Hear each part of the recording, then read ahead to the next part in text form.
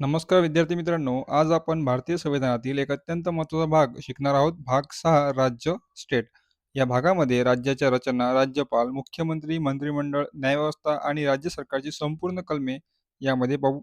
याआधी आपण घटनादुरुस्ती या विषयावर सविस्तर व्हिडिओ बनवला आहे. जर तो व्हिडिओ अजून पाहिला नसेल तर नक्की पहा, कारण त्याच्याच संलग्न हा व्हिडिओ आहे. चला तर मग वेळ न घालवता समजून घेऊया भारतीय संविधानाचा भाग 6 राज्य.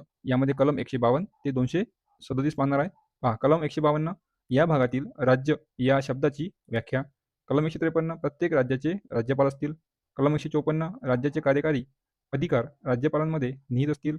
कलम 155 राज्यपालांची नियुक्ती राष्ट्रपती करतील.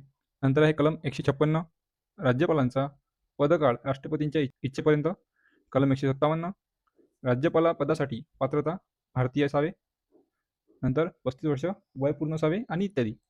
ठीक आहे. हे आपण विस्तृतमध्ये जेव्हा राज्यपाल पद याबद्दल पाहू तेव्हा आपण सर्व माहिती घेऊ. नंतर 158 राज्यपाल पदाच्या सेवासाठी. कलम 159 राज्यपालांची शपथ. कलम 160 काही आकस्मिक परिस्थितीमध्ये राज्यपाल पदाच्या कर्तव्याचे निर्वहन. कलम 161 राज्यपालांचे क्षमा दंड कमी करणे इत्यादींचे अधिकार. कलम 162 राज्यांच्या कार्यकारी अधिकाऱ्यांची व्याप्ती. कलम 163 राज्यपालांना सल्ला देण्यासाठी मुख्यमंत्र्यांच्या अध्यक्षतेखाली मंत्रिमंडळ असेल. कलम 164 राज्यातील मंत्र्यांच्या बाबतीत इतर तरतुदी. कलम 165 राज्याचे महाधिवक्ता. कलम 166 राज्य सरकारच्या व्यवहारांचे संचालन. पहा, कलम 167 मुख्यमंत्र्यांची माहिती देण्याची कर्तव्ये इत्यादी. कलम 168 राज्याच्या विधिमंडळाची रचना द्विसदनी किंवा एकसदनी. कलम 169 विधान परिषदांची निर्मिती किंवा रद्द करणे. कलम 170 विधानसभेची रचना. कलम 171 विधान परिषदची रचना. कलम 172 राज्य विधिमंडळाचा कालावधी. कलम 173 राज्य विधिमंडळ सदस्यत्वासाठी पात्रता. कलम 174 राज्य विधिमंडळाचे अधिवेशन, स्थगन आणि विसर्जन. कलम 175 विधिमंडळात राज्यपालांचे भाषण करण्याचा आणि संदेश पाठवण्याचा अधिकार. कलम 176 पहा, कलम 176 राज्यपालांचे विशेष अभिभाषण. कलम 177 सभागृहांच्या बाबतीत मंत्र्यांचे अधिकार. कलम 178 विधानसभेचे सभापती आणि उपसभापती. म्हणजेच कलम 180 ते 188 विधानसभा आणि विधान परिषदेचे सभापती उपसभापती यांच्या अधिकार आणि कार्यपद्धती.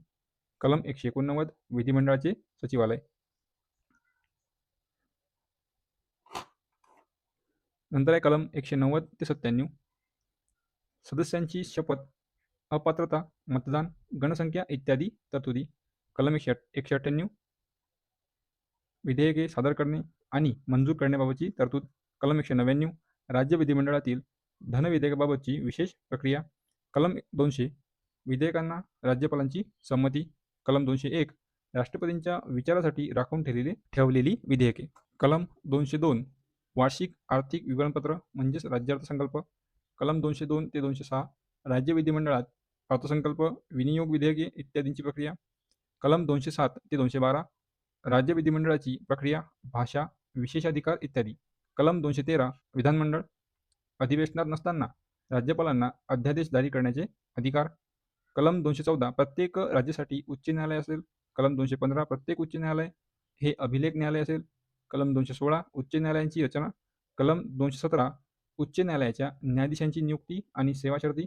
कलम 218 ते 221 उच्च न्यायालयाच्या न्यायाधीशांचे कार्यकाळ, वेतन इत्यादी.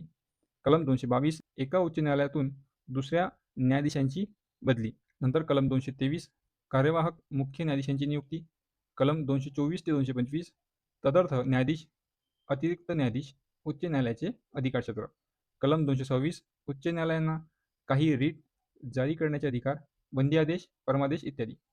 कलम 227 सर्व न्यायालयांवर उच्च न्यायालयाचे पर्यवेक्षण अधिकार. कलम 228 ते 231 उच्च न्यायालयाकडे प्रकरणे हस्तांतरित करणे, अधिकारी खर्च इत्यादी. कलम 232 दोन किंवा अधिक राज्यांसाठी एकच उच्च न्यायालय. कलम 233 जिल्हा न्यायाधीशांची नियुक्ती. कलम 234 ते 237 न्यायिक सेवेतील नियुक्त्या, पदोन्नती आणि अधीनस्थ न्यायालयावर उच्च न्यायालयाचे नियंत्रण. विद्यार्थी मित्रांनो, आपण कलमांसोबत त्याचे स्पष्टीकरण सुद्धा एका ओळीत पाहत आहे. या सर्व कलमांबद्दल जर अभ्यास करायचे म्हटले तर आपण विस्तृतमध्ये सुद्धा अभ्यास करू शकतो. पण आपल्याला परीक्षाभिमुख अभ्यास करायचा आहे. त्यामुळे आपण प्रत्येक कलमेसमोर त्याचे स्पष्टीकरण लिहून एका ओळीत आपण त्याचा अर्थ समजून घेत आहे. तुम्हाला तरीसुद्धा याबद्दल अतिरिक्त किंवा जास्त माहिती लागल्यास कॉमेंटमध्ये नक्की कळवा. आपण त्या कलमांवर एक विस्तृत असा व्हिडिओसुद्धा घेऊ.